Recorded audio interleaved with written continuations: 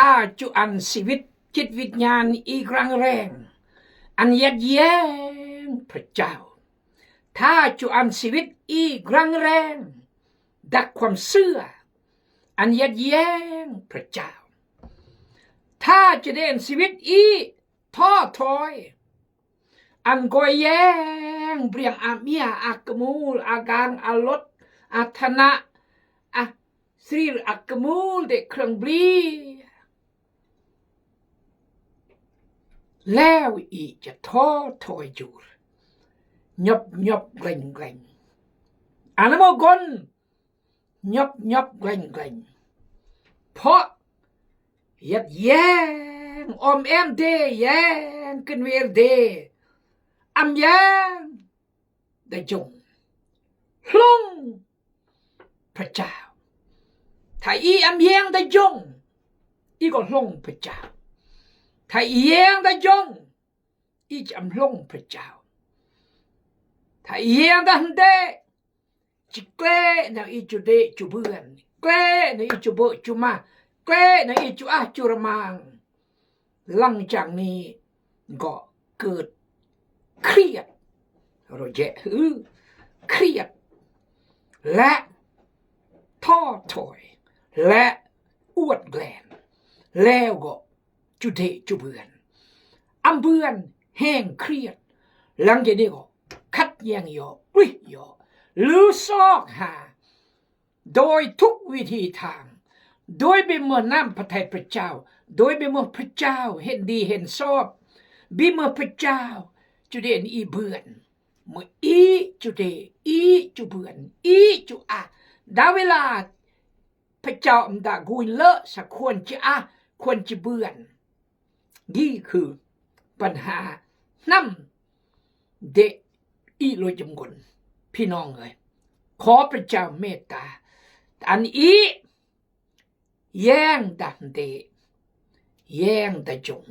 และจะอำลงพระเจ้าถ้าแย่งดันเดจิเกะและซึ่งอีจุเดจุเบือนเมื่อละมาซึ่งอุลาว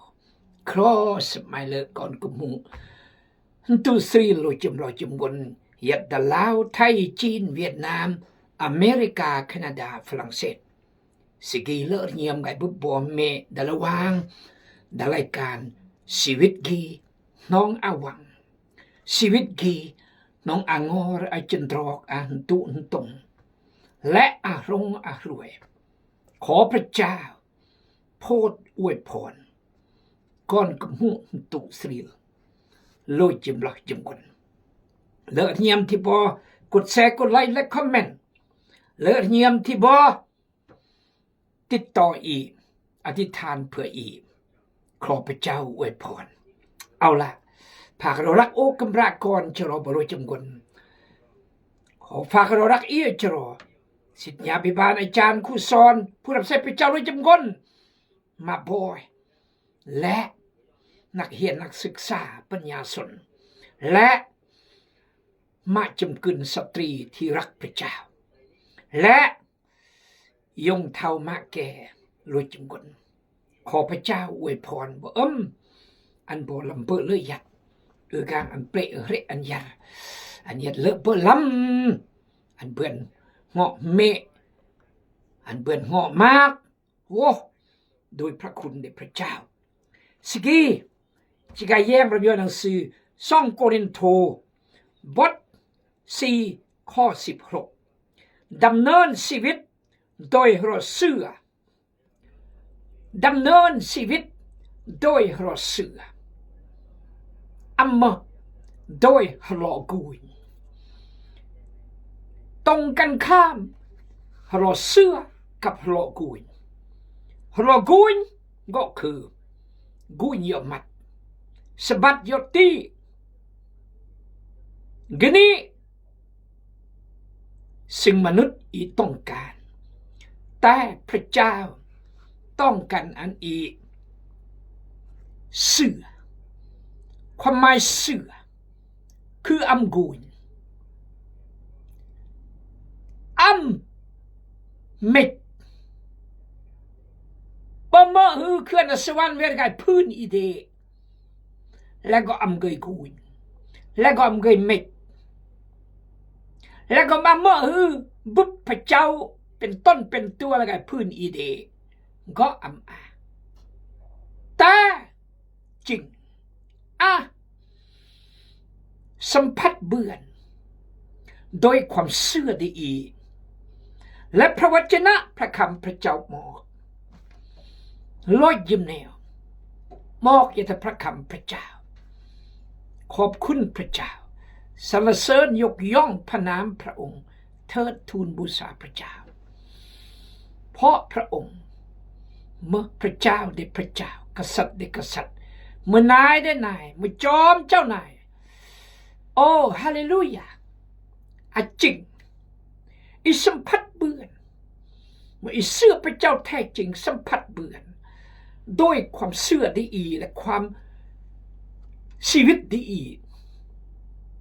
เรียนก่อนจะแก่ตะเมื่ออ่านพระคัมภีร์บางบทบางมอนเมื่อร้อยจิมมอนจิมบทและมัดเรียนพี่น้องเอ๋ยโดยเฉพาะเรื่องโยเซฟที่พระเจ้าแพร่งอดอันกระเดอย่างละเอียดเสมอ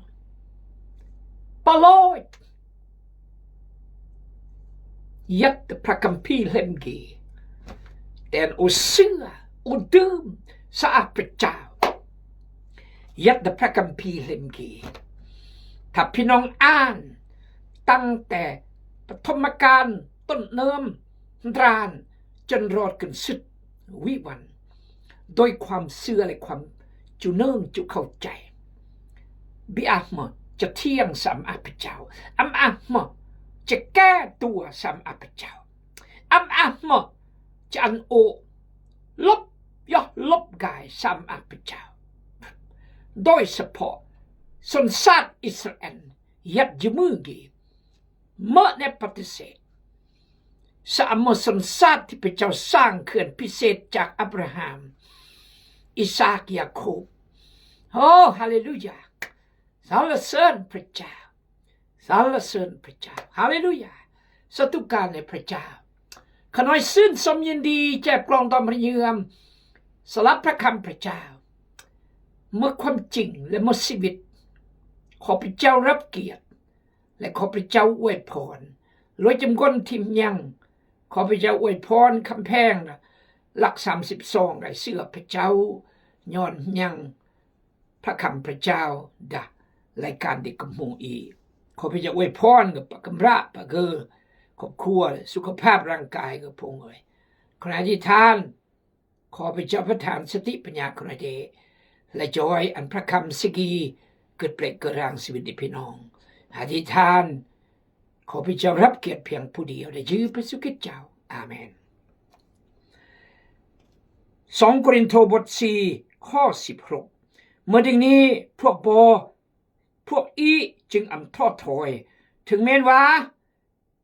ล้อภายนอกได้พวกอีกำลังซุกซมลงก็ตามแต่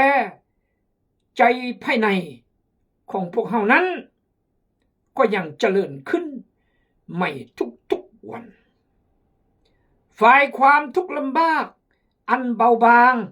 และชั่วข่าวนี้ก็กำลังจัดเตรียมพวกเฮาให้มีสง่าราศีอันยิ่งใหญ่ท่าวรตลอดไปจนที่เปรียบบ่ได้เพราะว่าพวกเฮาบ่ได้ปักใจใส่ในสิ่งที่ตาเห็นอยู่แต่ในสิ่งที่ตาบ่เห็นด้วยว่าสิ่งที่ตาเห็นอยู่นั้นก็เป็นของชั่วคราวแต่สิ่งที่ตาบ่เห็นนั้นก็ดำรงอยู่ท่าวรตลอดไปฮาเลลูยาสรรเสริญพระเจ้าเหตุฉะนั้นประโยคโยกีอัมดาเนื้อในแต่ว่าจอยอันอีเข้าใจซะงนก็จะเราเหตุฉะนั้นเมื่อดึงนี้พวกอีจึงท้อถอยเมื่อดึงนี้พวกอีจึงท้อถอยเพื่อจะเราต่อยพวกอีท้อถอยน้อมตาเรา สมเหตุผลหมดพวกอีจึงอำโทษถอยประเด็นที่3ถึงแม้ว่ากายภายนอกของพวกเขากำลังสุกสมลงก็ตามถึงแม้ว่าล้อด้านนอกนี้อีจะสุกสมอยู่เราเดคือจะเท่าอยู่หรือเจาะอยู่หรือว่าอ่อนแออยู่และตรวจอยู่และดรูดอยู่แปลเห็นมากแนวดรูดอยู่เจาะอยู่ตรวจอยู่เท่าอยู่ยับแรงอยู่เมื่อถึงนี้พวกอีจึงท้อถอยทั้งล้ออีจะสุกสมอยู่มันโอเกิดอายุ70 ปลายปีสุกสมเทียบยำโออายุ20 ปี25 30ป้าเถอะแรงปึงก็ดีย่างเกือบจะปีเบื่อเลอะฉะนั้นมากบัดคนเท่าคนแก่จึงกุสันตรูดห้องอมบ่สันตรูดขี้นายเพราะมาสุกสมอยู่เพราะสุขภาพแก่กำลังบังซาสุกสมอยู่แต่ท้อถอย yes ท้อถอยถึงแม้ว่าสุขภาพร่างกายสุกสมอยู่ภายนอกของเรากำลังสุกสมลงก็ตามแต่ภายในของพวกเรานั้นแต่สำคัญคือภายในอีห้ามอันภายนอกสุกสมอยู่เท่าอยู่แก่อยู่อ่อนเพียลอยอยู่เบื่อแต่เท่าแม่สิโอนแต่เบาแก้แม่สิโอน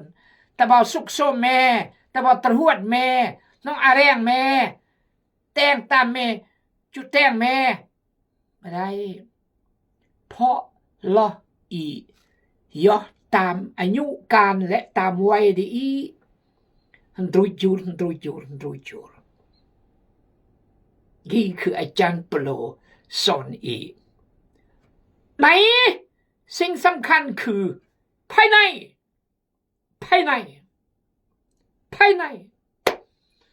อันรู้เหมือนภายนอกภายในเท่าไม่บัดภายในหนึ่มตลอดนั่นก็คือความเสื่อโอ้เท่าแล้วแก่แล้วอายุ70 ปลายแล้ว80แล้วความเสื่อลอยย่อความรักพระเจ้าลอยย่ออ่านพระคัมภีร์ลอยย่อนมัสการพระเจ้าบีเบื่อแล้วถวาย 10% บีเบื่อแล้วเกี่ยวมีอายุ70-80ภายในแหละกี่สุดยอดที่อาจารย์ปลูกก่อนเพราะฉะนั้นตัดท้อถอยถึงว่ากายภายนอกจะสุขสมอยู่แต่ภายในเจริญเขื่อนทุกวันฮาเลลูยาแต่ภายในของพวกเขานั้นก็ยังเจริญขึ้นใหม่ทุกวันภายในของเขานั้นก็เจริญขึ้นทุกวันเกี่ยวที่ตรวจเกี่ยวที่ไปอาแรงเกี่ยวมัดบิกุยsegi pesembot 9 คนมะลึงคนสำคัญจากฟิลิปปินส์จากอเมริกาจากกรุงเทพจากเชียงใหม่ลอริโอดซูมโอเท่ากับเรียงยัดนี้เรียงเมื่อบังเท่าเทียบโอเด่นนี้กบาลด็อกเตอร์จีนฮ่องกงและด็อกเตอร์คนไทยหลัดนี้ก็มาศาสนาจารย์ yes ก็ท้อถอย yes น้องโซน้องประโอมเด่นค ความมั่นใจสง่าผ่าเผยพี่น้องเอ๋ยเพราะมาจิตใจอันสุขสมสิกีครอทอันจิตใจสุขสมมากบัดเนื้อนางอีพึ่งปังเนื้อนางอีน้องแรงอายุสาวปลาย30 40 50แต่ภายในกับไก่เท่าจ้าจรสิสนารนั่นก็คือความเสื่ออินจอความรักอินจอความสัตย์ซื่ออินจอความทอมรอยุนจอความจริงจอความเลิศจอความทอมรอยุนจอความไม่เห็นแก่ตัวนินจอเมื่อความเห็นแก่ตัวคิดที่แต่ดานอกกุลเมยปึ้งปังเมื่อศาสนาจารย์เมื่ออาจารย์อัตตำแหน่งอัตนะแต่ตะกลวงเมื่อศาสนาจารย์อัตตำแหน่งกันแต่นี่คืออาจารย์เปโลก็2 วันปลายปีอุ่นอีเดถึงแม้ว่าดานอกจะสุกโสมและตรวจแต่ตะกลวงเมติกน้องอานิมิตน้องอาหริเยือมมอกเยะมอกก่อนอันเยะก่อนรักพระเจ้าอันเยะก่อนอ่านพระคัมภีร์อธิษฐานนมัสการขอพระเจ้าเมตตาอีกต่อยอดมาไม่ตื่มกับเราคือข้อ18แต่เมื่อจึงอย่างนี้จึงท้อถอยแม้ว่าล้อลังจะเท่าแก่เพราะว่าพวกเขาบ่ได้ปักใจใส่ในสิ่งที่ตาเห็นอยู่เหตุผลที่เท่าเรื่องล้อย่อเรื่องล้อเกลอกลอกแต่เงียบกลอกเท่าเพราะมาปักใจใส่ในสิ่งที่ตาเห็นอยู่มัดกุยyes แต่ในสิ่งที่ตาบ่เห็นแต่ปลักมัดเสดสิ่งมัดกุยนั่นก็คือแผ่นดินสวรรค์พระเจ้าดำโดยสรีลปลักมัดอุ่นนี่ต้องดูจากโลกมือต้องดูจากล้อมือต้องเลือแรงมาที่พระเจ้าต้องการตลองต้องอยู่กันตรุมปเตลอยจิมคนจะปอกก็แต่กับกายมือปเตโอ้ฮาเลลูยา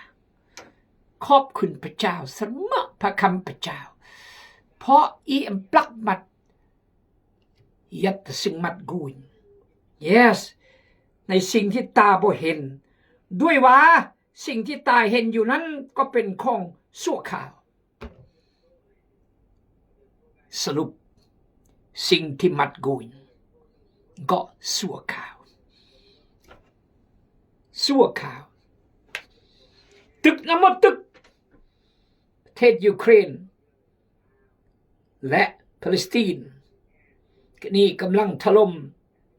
กลุ่มฮิซบอลลาห์ตึกน้ำมันตึกกำลังร่างรอยทำลายน้ำมันตึกเพราะสิ่งนี้มัดกุย